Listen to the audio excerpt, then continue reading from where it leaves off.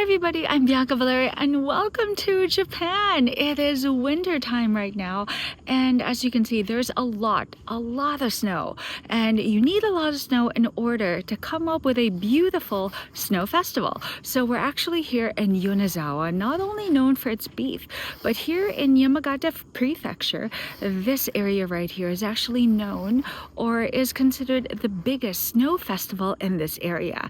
And how do they present their snow festival? Through snow lanterns. So I'm going to show you guys many reasons why it's definitely one more reason to come to Japan in the winter time. But for now, you see that house right behind me. So these grounds right here, as much as it is surrounded by so much snow, this is actually shrine grounds. It used to be the former residence of one of the greatest warriors of Japan. Ladies and gentlemen, we're gonna have lunch at this beautiful home right here, followed by our snow festival.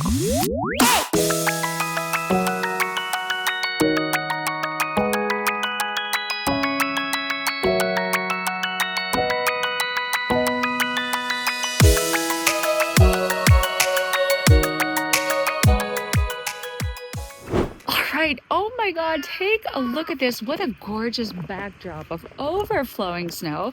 This is where I'm having lunch today. This is actually a mausoleum, well, former residence of apparently one of Japan's greatest warriors, bravest warriors, and he rose into power at just 19 years old. His name is Uesugi, or maybe Uesugi Kenshin. Yeah, so we're actually gonna have lunch at his place right now. And then you see these? So this is just one of many lanterns that are going to be lit up right at night. So you can actually see there's a lot of very DIY rustic snow lanterns on the ground that you see. But here it seems like they are in different shapes, but right now, because there's so much snow, there is a blizzard, and thank God it just kind of died down right now. We're gonna see a lot of it when the sun goes down. But for now, let's have some lunch.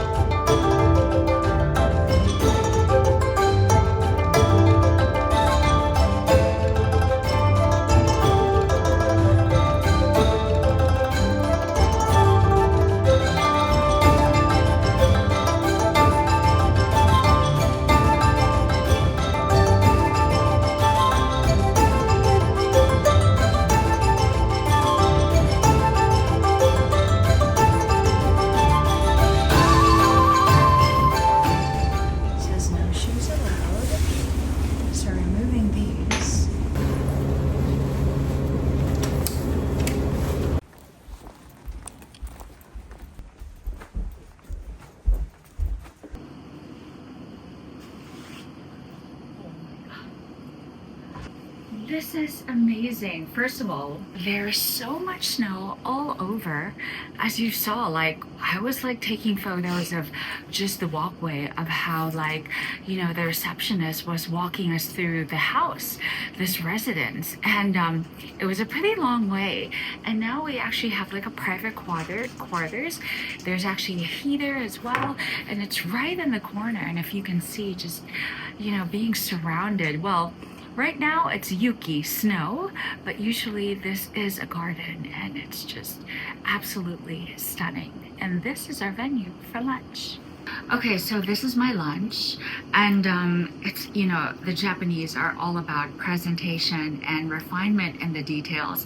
Now, the thing about this warlord, Uesugi Kenshin, he pretty much invented, or let's say unpopularized, the use of vegetables, or at least the local vegetables here in the region, and incorporate it into meals. So as much as Yonezawa beef is very popular in this region, as much as possible, I mean, mean, you kind of want to have it with other things apart from rice. So this one right here, of course, we have Japanese rice. This is green vegetable rice. And then we have miso soup. And this time it's with chrysanthemum. So we know that chrysanthemum is usually with tea, right? And then of course we have here like different, you know, vegetables, whether they're pickled and they're served cold. And then we have here, of course, the Yonezawa beef, which I'm not going to be having. But of course, I don't want to be that person, be like, oh, I'm vegetarian. And then apparently this is called milk agar. I had learned this from Top Chef. Agar is sort of like something gelatinous. It makes the texture of anything gelatinous, so we'll see. Anyway, I want to be in the moment, enjoy my meal. It's pretty. I'm sure it's lovely with the backdrop of snow.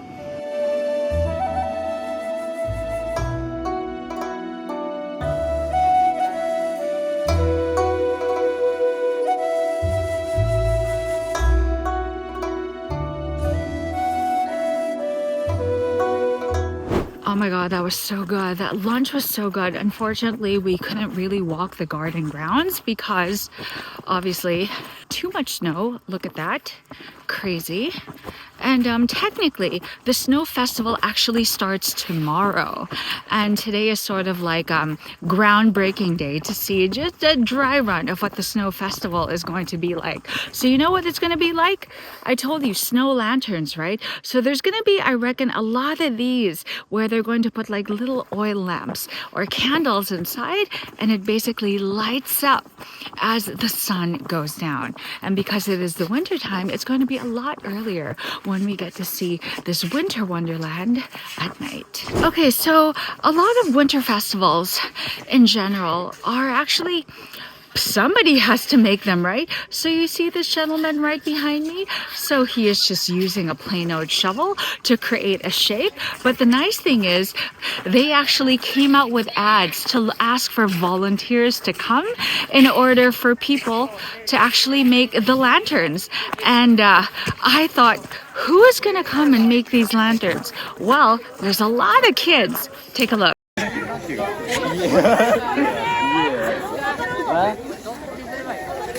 Nice. Wow.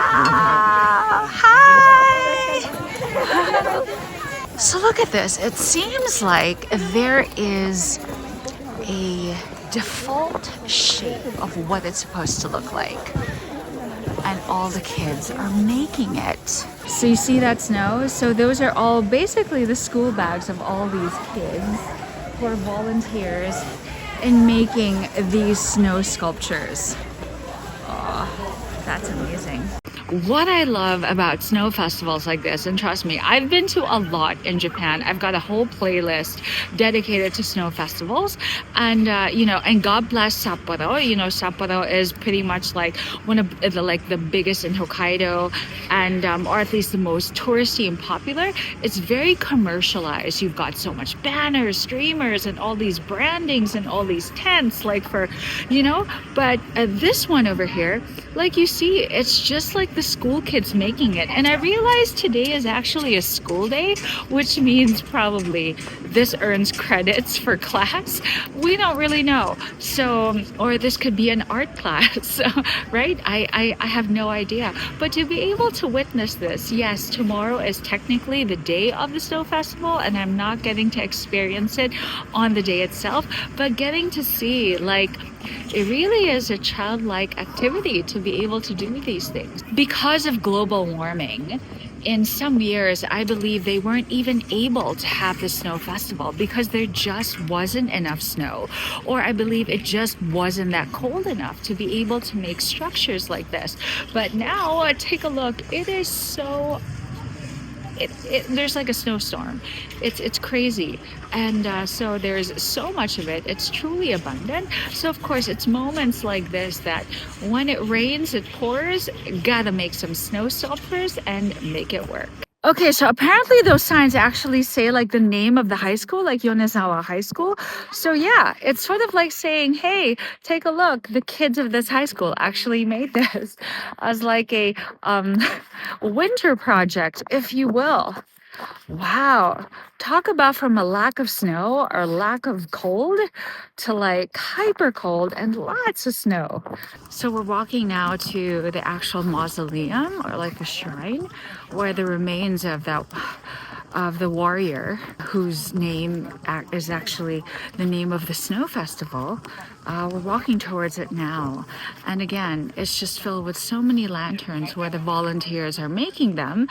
And again, in relation to how cold it is, the lake has actually frozen.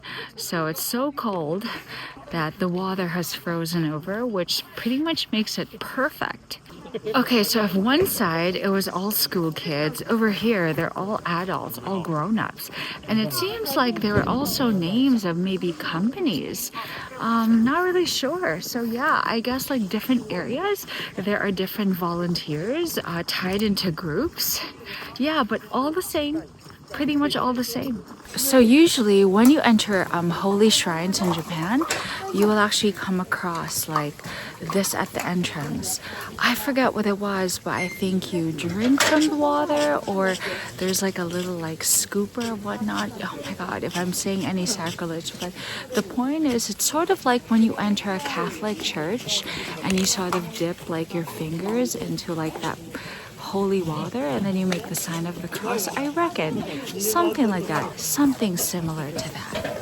So when you get to the shrine, these people in the back, they're actually buying like little charms and usually you can hang them on the altar. It's almost like getting like a stampita from certain churches that you visit. You can do them as like mass offerings. I'm going to show you guys like right here. So usually outside temples, people come to shrines, temples to pray and for whatever intentions that they have. And you can see right here, they actually buy like these little wood placards and then they write their intentions and you're hoping that the monks here or the lay people will pray for you for that whatever your heart's desires will come true and that the gods will grant your wishes. So this is the mausoleum. I reckon his remains are actually here where people come to pray to him.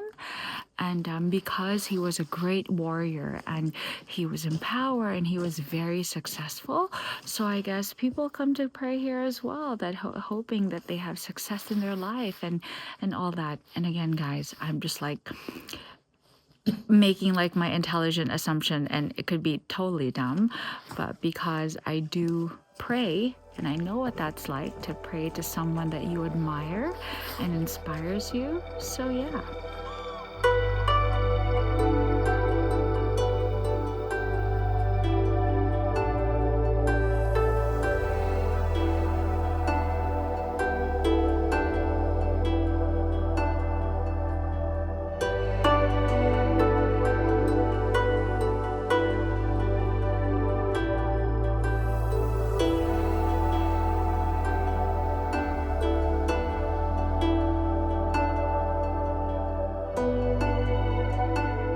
So in Japanese culture, they practice Buddhism and Shintoism. And in Shintoism, this is a very common symbol, sort of like the crucifix in Catholicism. This is a torii gate. So in Kyoto, you see like many of them. Like there's so many of these torii gates, all one after the other. It has this reddish fire orange color. I forget exactly what it means, but I just know that I guess like passing through a torii gate, it's sort of like a passageway from one world to the next, and then kind of like the gates of heaven from one dimension to another. I guess like cleansing your sins from one passage to another. Whatever the meaning is, all I know is that the torii gate is truly symbolical. It's even an emoji on the iPhone, right? So yeah, very Japanese. So that is it for the making of the snow festival, and then we passed the mausoleum, we had a beautiful lunch, and now it's time to buy some souvenirs at a really nice pasalubong store. Wow, this place is huge. Just think of like a handicraft store, gourmet specialty store, selling pretty much everything that this region or that this area is known for, from the food to handicrafts and literally so much more.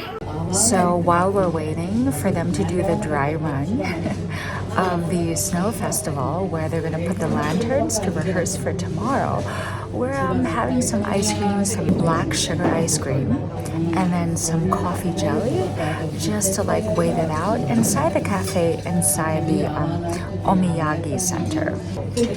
Black sugar ice cream.